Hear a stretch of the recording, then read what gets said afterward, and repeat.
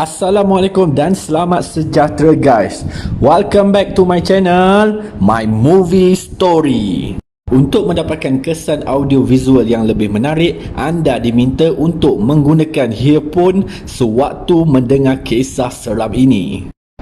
Okey guys, untuk video kali ini aku ingin menceritakan sebuah pengalaman seram yang terjadi kepada 3 sahabat yang tinggal di rumah sewa barunya di salah sebuah kawasan di Shah Alam, Selangor. Untuk pengetahuan korang, nama bagi 3 orang sahabat ini ialah Ali, Azlan dan Abu. Sebelum ini, mereka bertiga tinggal di rumah flat 5 tingkat. Mereka sudah hampir 2 tahun menyewa di flat tersebut.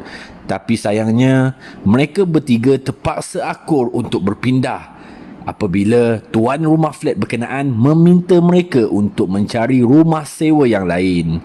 Kerana anak lelakinya yang baru saja mendirikan rumah tangga tersebut ingin duduk di situ. Untungnya, nasib baik tuan rumah flat berkenaan memberitahu mereka awal 3 bulan sebelum mereka bertiga berpindah keluar.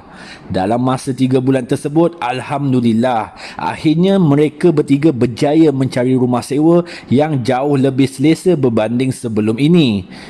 Mana taknya rumah sewa mereka kini ialah rumah teres 1 tingkat yang terletak tidak berapa jauh dari rumah sewa lama mereka. Kedengaran bunyi jam dinding. Azlan menjeling jam dinding di biliknya. Baru pukul 1 pagi, awal lagi, kata Azlan yang ketika itu sedang asyik menonton drama Korea bersiri dari laptopnya. Sudah menjadi kebiasaan Azlan pada setiap hari Sabtu malam minggu macam ni, dia akan tidur lewat. Sebab besok Ahad memang dia tak kerja. So esoknya dia akan sambung tidur sampai ke petang.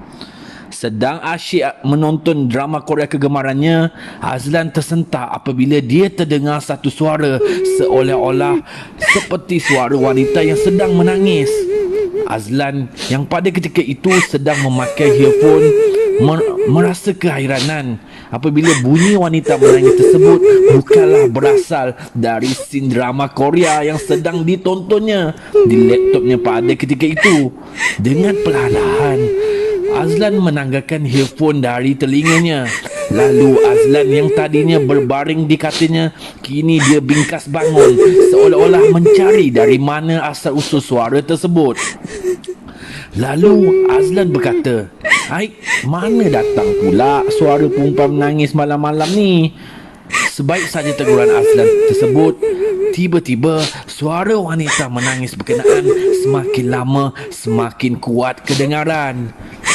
Azlan yang sebelum ini bersikap tenang kini sudah menjadi semakin seram. Mana taknya suara tangisan itu seolah-olah berasal dari dalam rumah sewa tersebut.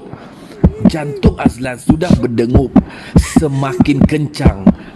Peluh pula sudah semakin membanjiri di wajahnya sebab ini merupakan pengalaman pertamanya diganggu dengan benda-benda macam ni. Aduh, kenapalah kau kacau aku? Bisik di hati Azlan yang pada ketika itu sudah menggigil ketakutan. Akhirnya Azlan mendapat satu idea. Dia harus cuba tinggalkan bilik ini segera sebelum hantu tu menjelma di hadapannya. Setelah membulatkan tekad dengan kaki yang sedikit menggeletar, akhirnya Azlan melangkah kakinya perlahan-lahan menuju ke arah pintu biliknya itu. Setelah mencapai beberapa langkah, akhirnya Azlan berjaya menggenggam tombol pintu biliknya itu. Lalu dalam keadaan tergesa-gesa, Azlan dengan pantas membuka pintu biliknya dan berlari keluar dari biliknya itu. Setelah berjaya berlari keluar, kini Azlan berada di ruang tamu rumah sewanya itu.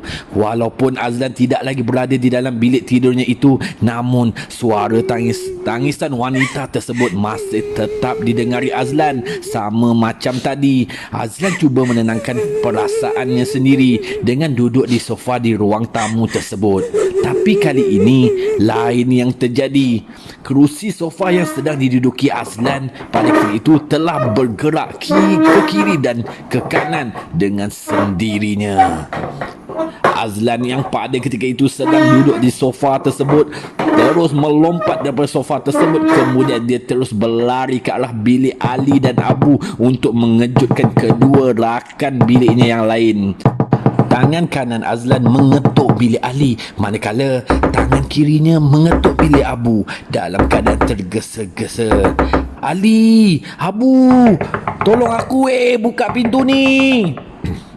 Azlan menjerit, memanggil dan mengejutkan kedua rakan biliknya yang sedang asyik dibuai mimpi pada ketika itu.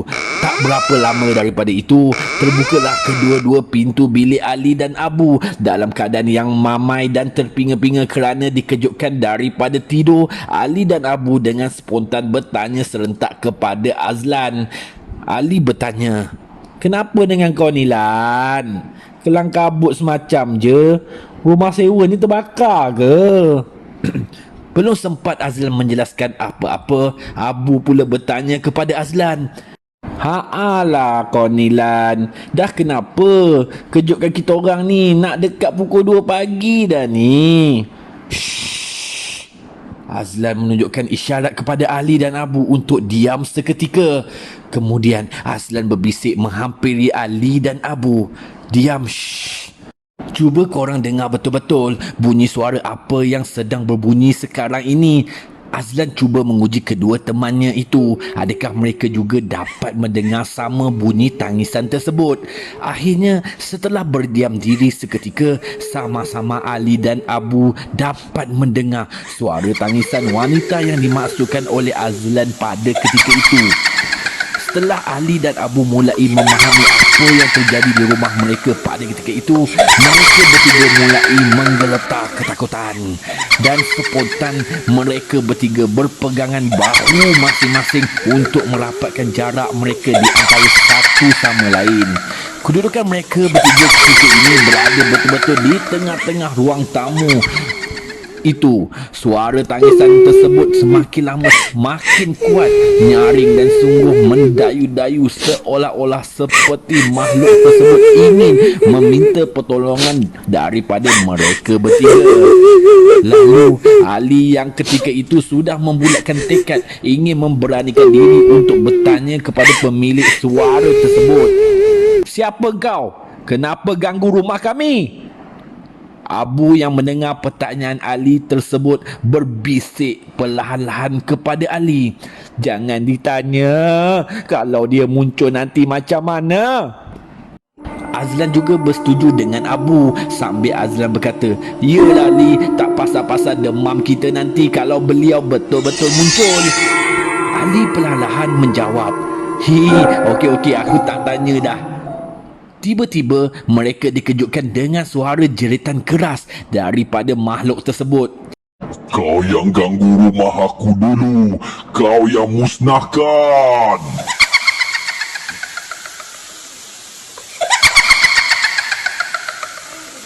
Serentak mendengar jawapan balas daripada makhluk tersebut, mereka bertiga menjadi semakin berpeluh-peluh ketakutan kerana suara makhluk tersebut telah bertukar daripada suara tangisan kesedihan kepada suara kemarahan. Dengan tiba-tiba, mereka bertiga dikejutkan dengan bunyi. Itu bunyi ketukan pintu dapur rumah sewa tersebut. Serentak mata mereka tertumpu pada pintu dapur tersebut. Mereka bertiga masing-masing memandang di antara satu sama lain, seolah-olah memberi isyarat untuk berlari keluar dari rumah tersebut. Akhirnya, Azlan menarik kedua-dua lengan Ali dan Abu untuk melarikan diri menuju ke pintu hadapan rumah tersebut. Sambil Azlan menjerit, "Jom, tunggu apa lagi? Larilah cepat!" Lantas, Ali dan Abu pun dengan spontan berlari sama menuju ke arah pintu hadapan. Tapi sayangnya, Azlan yang sampai di pintu hadapan terlebih dahulu gagal membuka pintu hadapan tersebut, seolah-olah pintu tersebut sedang dikunci daripada sebelah luar. Ali dan Abu serentak bertanya kepada Azlan yang sedang berkali-kali memulas tombol pintu tersebut.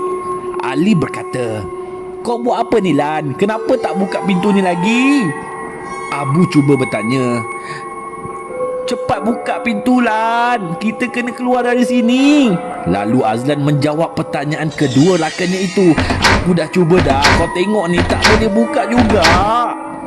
Ali pun tak tunggu diam. Ali pun pergi ke sebelah Azlan untuk bersama-sama Azlan mencuba membuka pintu tersebut dengan melanggar bahu di pintu tersebut setelah beberapa kali, dan Ali melanggar pintu tersebut dengan bahu mereka. Usaha mereka masih lagi gagal. Pada masa yang sama, setelah melihat Ali dan Azlan masih lagi gagal membuka pintu tersebut, Abu akhirnya mendapat satu idea dengan Allahu Akbar, Allahu Akbar, Allahu Akbar, Allahu Akbar, Asyhadu an la ilaha illallah. Rupa-rupanya idea Abu pada ketika itu adalah tidak lain tidak bukan dengan melaungkan azan dengan sekuat-kuat hatinya. Serentak dengan itu akhirnya Azlan dan Ali berjaya membuka luas pintu hadapan tersebut. Di kesempatan itu dimanfaatkan oleh mereka bertiga sepenuhnya dengan berlari pantas keluar dari rumah sewa berkenaan. Sewaktu berlari, mereka bertiga sempat membincangkan. Ali berkata, "Fuh, nasib baik kau teringat nak azan tadi Bu. Kalau tak..." Azlan juga berkata, "Ya betul tu, kalau tak jahanam kita malam ni." Abu membalas, nasib baik kan, tapi kita nak lari ke mana ni?" Azlan memberi cadangan kepada rakannya itu, "Aku rasa lebih baik kita pergi terus ke rumah Pakcik Kamal tu, depan tu je." Ali bersetuju dengan berkata, "Ya betul tu, dia kan tuan punya rumah sewa kita tu, rumah dia kan, biarlah dia yang settlekan masalah hantu tu." Ali juga bersetuju, "Aku setuju tu, dah tahu rumah berhantu lagi mau sewa dengan orang." Setelah berlari hampir 100 meter, akhirnya mereka bertiga sampailah di rumah Pak Kamal, iaitu pemilik rumah sewa tersebut.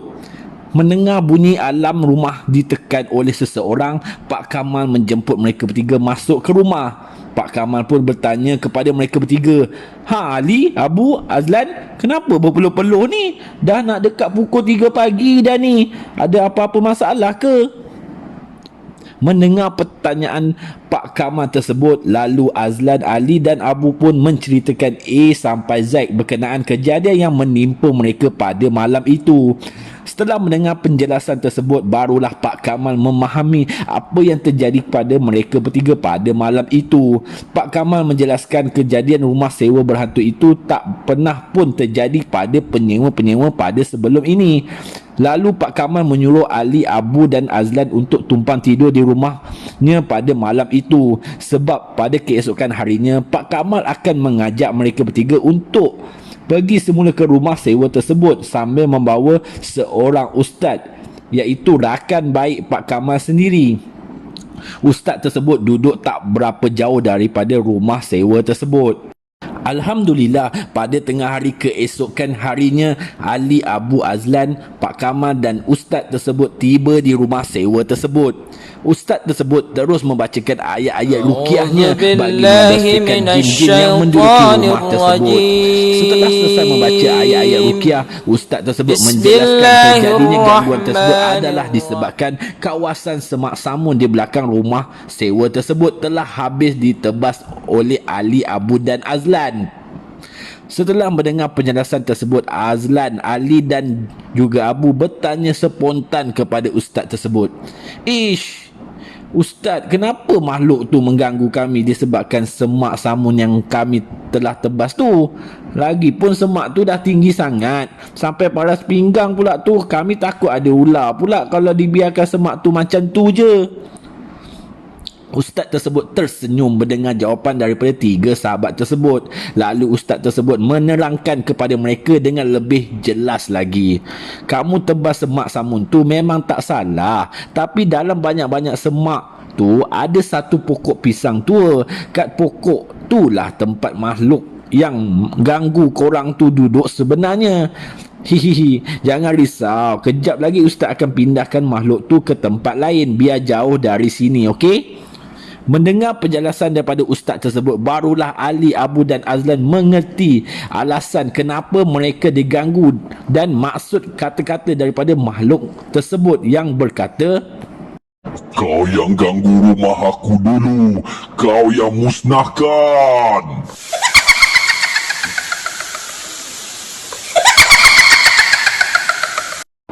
setelah ustaz tersebut berjaya memindahkan makhluk tersebut di kawasan yang lain, Pak Kamal juga meminta ustaz tersebut untuk memagarkan kawasan rumah sewa tersebut agar kejadian yang sama tidak berulang kembali. Sejak daripada kejadian itu, Ali, Abu dan Azlan sudah tidak lagi diganggu oleh makhluk tersebut dan kini mereka bertiga semakin hari semakin selesa tinggal di rumah sewa Pak Kamal tersebut. Tamat. Terima kasih kepada anda yang sudi menonton video di channel ini sehingga habis. Sekiranya anda ingin request apa-apa pengalaman seram yang lain, sila komen di ruangan video di bawah ini. Okay guys, terima kasih kerana terus menonton di channel ini. Thank you guys.